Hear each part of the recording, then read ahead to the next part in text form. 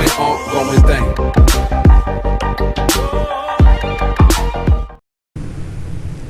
Bismillahirrahmanirrahim. Assalamualaikum warahmatullahi wabarakatuh. Di video kali ini, seperti biasa saya akan membahas mengenai soal-soal trigonometri. Dilanjut ke soal yang nomor terakhir, yaitu soal nomor 10. Di sini ada soal mengenai topik trigonometri, turunan dan persamaan kuadrat. Jadi ketiga topik ini pasti berkaitan satu sama lain. Nah, ini soalnya. Sebuah talang air terbuat dari lembaran seng yang lebarnya 30 cm dengan cara melipat lebarnya menjadi 3 bagian yang sama seperti terlihat pada gambar di bawah ini. Nah, jadi yang 3 cm itu kita bagi 3. Di sini ada 10 cm, 10 cm, dan 10 cm. Lalu besar sudut dinding talang dengan bidang alas adalah θ. Ini θ. Dan pertanyaannya itu, hitunglah besar sudut agar volume air yang tertampung maksimum. Nah, sekarang perhatikan terlebih dahulu seng ini. Kita lihat bahwa kalau misalkan airnya itu tertampung maksimum, berarti ada di ujung seng, ada di sini, ada di sini ke sini. Pasti akan berbentuk apa? Berbentuk trapesium. Nah, jadi yang pertama itu kita harus membuat sketsanya terlebih dahulu agar nanti mempermudah untuk mengerjakan soalnya ini. Nah, kira-kira seperti ini sketsanya. Di sini ada trapesium A, B, C, D. Nah, di sini saya membuat garis bantu agar mempermudah nanti dalam perhitungannya. Oke, langsung saja ke penyelesaiannya. Nah, sekarang yang pertama yang harus kita lakukan yaitu mencari luas trapesium ini. Nah, luas trapesium itu kita bisa diperoleh dengan setengah dikali jumlah sisi yang sejajar dikali tinggi. Jumlah sisi yang sejajarnya itu AB ditambah CD. Langsung kita substitusikan. AB-nya itu 10 cm. Nah, untuk CD, karena kita sudah membuat garis bantu, berarti AB itu sama dengan EF. Dan sisanya itu ada X dan X. X ditambah X berarti 2X. Jadi CD itu 10 ditambah 2X dikali T. Nah, setelah itu kita operasikan 10 ditambah 10 berarti 20. Yang lainnya kita tulis lagi. Setelah itu dibagi 2. Dan diperoleh bahwa luas trapesiumnya itu 10 ditambah X dikalikan dengan T. Nah, karena di sini masih ada X dan T, kita ubah X dan T ini menjadi bentuk trigonometri. Sekarang perhatikan yang ada di sini. Panjang BC aksen sama dengan panjang CF, yaitu X. Sekarang perhatikan segitiga CBC aksen. Di sini ada X. X itu menandakan sisi samping dari θ itu sendiri, dan T itu sisi depan. Nah, sekarang kita cari dulu X-nya itu sama dengan apa. Berarti yang berhubungan dengan sisi samping, dan di sini juga ada sisi miring. Apa itu? Yaitu kosinus. Berarti kosinus θ itu sama dengan X per 10 atau samping per miring. Berarti untuk mencari X sama dengan 10 kosinus θ. Nah, begitu juga dengan T. T itu adalah sisi depan.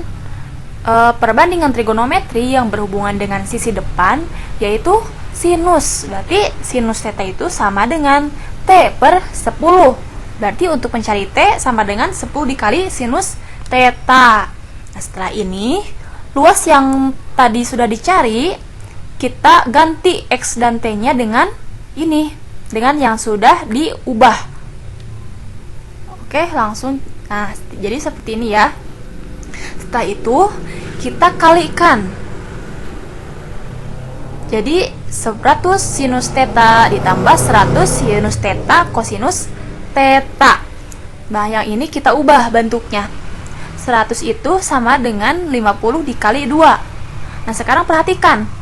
2 sinus θ kosinus θ dalam identitas trigonometri ini itu sama dengan sinus 2θ. Oke, paham ya? Nah, jadi untuk luas trapesium yang baru itu adalah 100 sinus theta ditambah 50 sinus 2 theta. Nah, terus sekarang perhatikan bahwa dalam soal ini kita akan mencari volume maksimum. Untuk mencari volume maksimum berarti luasnya juga harus maksimum. Nah, untuk mencari luas maksimum itu kita harus menurunkan luas ini dan dibuat persamaan sama dengan 0. Jadi L aksen itu sama dengan 0. Kita turunkan yang ini 100 sinus theta. Turunan sinus berarti kosinus. Sekarang 50 dikali sinus 2 theta. Turunan sinus 2 theta itu adalah 2 kosinus 2 theta. 2 dikali 50 berarti 100 theta. Jadi ini hasilnya 100 kosinus theta ditambah 100. 100 ini tadi didapatkan dari 50 dikali turunan dari 2 theta. 50 kali 2, 100 kosinus 2 theta sama dengan 0. Setelah ini kita ubah bentuk kosinus 2 theta menjadi apa? Bentuk kosinus 2 theta ini menjadi 2 kosinus kuadrat theta dikurangi 1. Ini itu sama ya kayak ini. Nah, setelah itu kita bagi ini ke dua ruas dengan 100 untuk menghilangkan 100 yang ada di sini, koefisien 100 ini. Nah, diperoleh ini.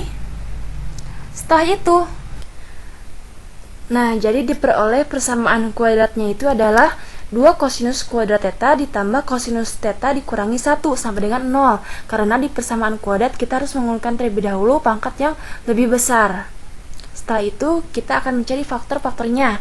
Nah, untuk mencari faktornya sama seperti persamaan kuadrat biasa, yaitu adalah 2 dikali negatif 1 adalah negatif 2. Sekarang, berapa dikali berapa hasilnya itu negatif 2, dan kalau dijumlahkan itu hasilnya positif 1. Nih yang ada koefisiennya yang ada di sini. Nah, setelah itu kita diperoleh tuh dua bilangannya itu adalah positif 2 dan negatif 1. Setelah itu langsung kita masukkan ke faktor-faktornya. Nah, diperoleh bahwa faktornya itu adalah 2 kosinus theta ditambah 2 per 2 dikali 2 kosinus theta dikurangi 1 sama dengan 0. Nah, kenapa ini dibagi 2? Karena di sini kosinus kuadrat tetanya itu adalah koefisiennya itu ada 2. Maka salah satu dari faktornya itu harus dibagi 2. Setelah itu, ini dibagi 2 bisa kan ya? Nah, diperoleh ini kosinus theta ditambah 1 dikali 2 kosinus theta dikurangi 1 sama dengan 0. Nah, setelah diperoleh faktor-faktornya, kita bisa mencari akar-akarnya.